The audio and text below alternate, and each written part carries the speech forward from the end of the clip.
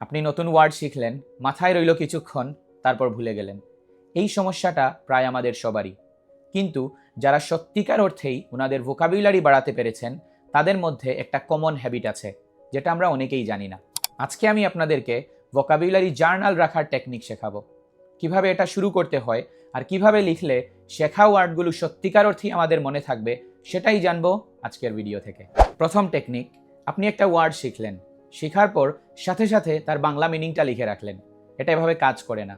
এখানে যেটা করা লাগবে সেটা হচ্ছে, আপনি ওয়ার্ড শেখার পরে ঠিক আছে বাংলা মিনিংটা লিখে রাখেন, পাশাপাশি ওই ওয়ার্ডের প্রনাউন্সিয়েশন আর সাথে একটা এক্সাম্পল সেন্টেন্স লিখে রাখবেন। যেমন আপনি একটা ওয়ার্ড শিখলেন এরকম প্রিভিলেজ, এই ওয়ার্ডটা শেখার পর সাথে সাথে তার বাংলা মিনিংটা লিখবেন, তারপর প্রনাউন্সিয়েশনটা লিখবেন, আর সবার শেষে একটা এক্সাম্পল সেন্টেন্স। এটা আপনাকে এই ওয়ার্ড অনেক লম্বা সময় যাবত মনে থাকার ক্ষেত্রে হেল্প করবে।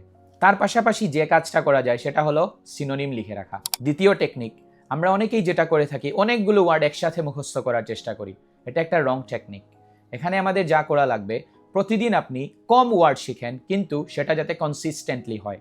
যেমন আপনি প্রতিদিন 3টা বা 5টার মতো ওয়ার্ড শিখলেন, শেখার পর সেগুলো আপনি জার্নালে এড করবেন, তারপর একটু পূর্বেই যে টেকনিক শেয়ার করা হয়েছে সেটা ফলো করে সংরক্ষণ করবেন। তৃতীয় টেকনিক, সপ্তাহের একেবারে শেষের দিকে যে ওয়ার্ডস আপনি পুরো সপ্তাহব্যাপী শিখেছেন সেগুলো একটু রিভিউ করুন।